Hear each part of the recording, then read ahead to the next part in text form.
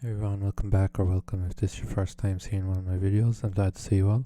Today we're going to be discussing the story of Tears of the Kingdom, and I will try to explain to you all what happens. So there's a lot to cover, so let's jump right into it. So beginning our story with a prologue, which is our two main characters out exploring some of Hyrule's earliest history. Zelda then tells Link that she can't believe all this she is seeing deep beneath Hyrule Castle, which tells us, the gamers or viewers, that the prologue takes place, you guessed it, beneath Hyrule Castle. All seems to be going well. Zelda makes some great discoveries, finding out more about the mysterious race or tribe, the Zonai. Just a quick heads up, these people will be important to the story from here on out. You'll see why soon. Then as our two main characters descend deeper beneath Hyrule Castle, they notice a substance that they know can't be good, so Zelda tells Link to be on guard. Here's where things start to go south. Eventually our two heroes find the bottom of the cave system they're in, housing a man's body that was supposedly sealed there by a mysterious hand. When Zelda goes to look at it, the hand suddenly falls off. A peculiar stone falls off the hand, that we later find out is a sacred stone belonging to the mysterious Zonai. Zelda taps the stone to see if it's safe to touch before picking it up. The stone seems to react to Zelda. Then the man suddenly returns back to life, instantly turning his head to Zelda, and the odd substance our heroes found earlier that they knew was bad, which turns out to be a form of gloom, a dangerous and life-consuming substance, suddenly springs from the man's chest, heading straight for Zelda. Before our other hero, Link, springs into action, cutting the gloom apart with the Master Sword before suddenly being overpowered, and the gloom completely covers Link's right arm and the Master Sword. This weakened the Master Sword, causing the next swing to shatter, which then sent a shard of the blade flying, tipping off the man's face, creating a small cut. The man then mocks the princess and Link for their efforts to stop him from resurrecting before he sends the castle skyward, pun unintended, and destroying the ground beneath the three of them to escape, but the ground doesn't break everywhere all at once. Link, mortally wounded, collapses, and then Zelda falls from the ground crumbling, and Link quickly turns to try to grab her despite his injuries, but fails to catch her. Then Zelda disappears in a flash of light, and Link is caught by the hand that was supposedly to seal the man in the cave system beneath Hyrule Castle. Then the arm takes Link up into the skies in a sort of portal. Then Link awakens in the Room of Awakening, again pun unintended. He meets the spirit of the hand that saved him, which he discovered when he awoke had now replaced his right arm. The spirit's name was Rauru, one of the Zonai. Rauru helps Link by saving him from falling already, like we said, and he tells Link he had to replace his arm with his own because he was wounded so badly in order to save his life. Then Link traverses the Great Sky Island, unlocking the powers of the new arm and retrieving the Puripad Zelda was using in the prologue to take pictures of her discoveries, which serves as his map and camera for the adventure. Once Link is preparing to leave the Great Sky Island and continue to search for Zelda, he meets with a sort of spirit or vision of her granting his arm the ability to recall, which allowed him to rewind time essentially. Then he used it to send the Master Sword back in time, and Rauru says he did all he could for Zelda before fading away. Then Link leaves the Great Sky Island and meets up with Purah at Lookout Landing. He fills Purah in on the recent events, and she tells him of a potential sighting of the princess at the castle, which he hurries to investigate. But after one or two sightings of her, she vanishes. Then he returns to Purah and she tells him of 4 potential sightings of the princess. So he sets out to the 4 different regions and helps solve sudden issues due to the recent events he is experiencing, officially known as the upheaval and search for the princess. When he solves all the region's problems, he learns about the sages of the past that face the Demon King, which Link discovers is the man he and Zelda found beneath the castle in the prologue. Then his companions take on the role of becoming the new sages with the Zonai special stones they find after resolving their region's problems. The 4 new sages are Chulin, Yunobo, Sidon, and Riju. Then Link returns to Purah at Lookout Landing,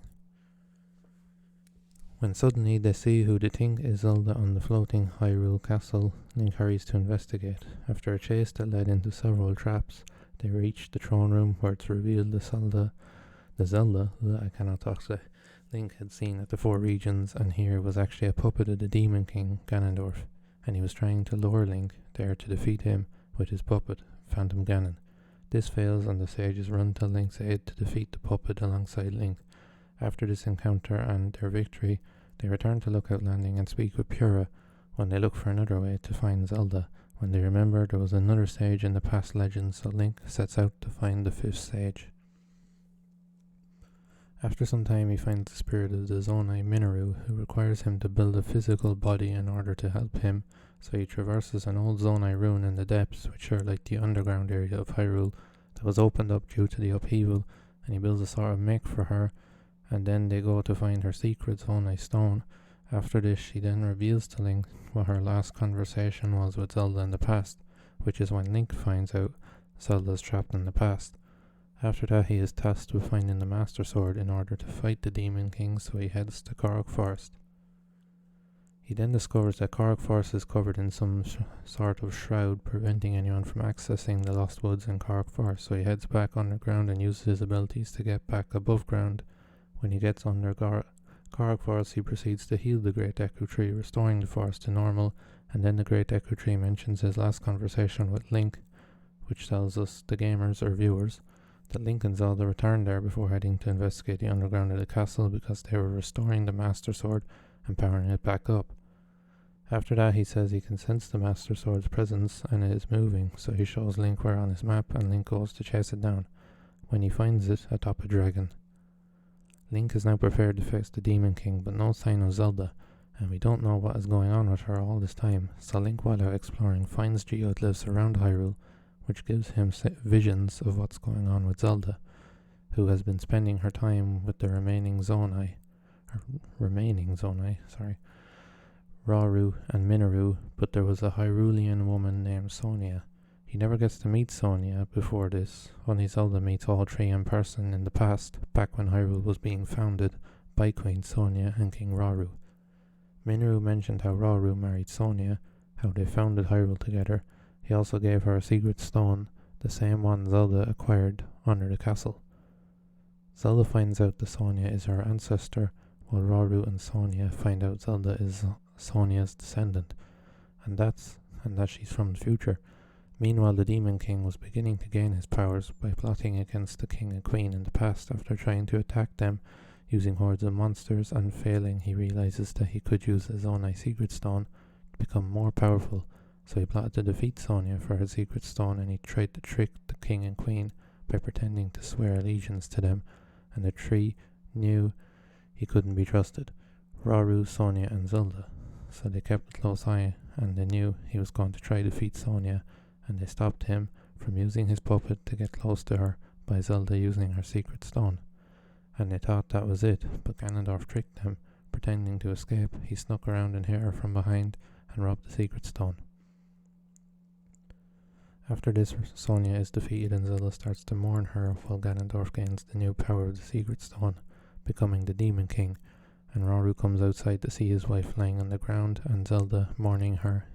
He is enraged and goes after Ganondorf, but Zelda calls on him not to, that Sonia needs him, so he protects the two while Zelda uses the Purah Pad to create an escape for the tree. After this, Rauru unites the past sages and mourns his wife and speaks with Zelda about her purpose there. Then they face off against the Demon King in the past, and they seal him away in the past because of Rauru sacrificing himself to do so. And then Zelda finds the Master Sword being sent back in time shortly after this. She had told the past sages Rauru, Minoru and Sonia before about Link and how she needed to get back to him, and how he might be their only hope. So after she finds the Master Sword, she decides to devote herself to such a goal using a method Minoru told her about to return her to her time, which would cause her to turn into a dragon forever. But this was obviously forbidden, but they were left with no other options and they had to use this method, so Zelda turned into a dragon by swallowing the secret stone, and she could live forever in this form but couldn't turn back, or so they thought. So Zelda had the sword restored to full power and imbued with some of her powers. Through this method, Link would find the sword stuck on the dragon's head in the present, and when he had retrieved it, went to face off against the Demon King. And during his fight, Ganondorf decided to use the same method to try and defeat Link, which fails as he reunited once again with Zelda still as a dragon, and works with her to defeat the Demon King, which works, and when this happens, the two get teleported to a sort of void. In here, Link meets with Sonia and Rauru above Zelda, still in dragon form, and Link's hand starts glowing, so he holds it out, and then the spirits of Rauru and Sonia place their hands atop of his, and this restores Zelda back to her mortal form. After this, Rauru and Sonia's spirits fade away, and Link and Zelda start to fall from the sky. Link manages to reach Zelda before they reach land, and how convenient, there was water right where they were falling, and the two have a safe landing, and Link carries Zelda out to dry land. After Zelda regains consciousness, she finds out they succeeded and is overjoyed and happy she's back to normal. Then the screen fades to the credits, and after the credits we get the post credits that I will be discussing in the next video. So hopefully this makes some sense. If you're still confused, drop me a comment down below and I'll try to explain better. But for now, this is GB signing out. Peace.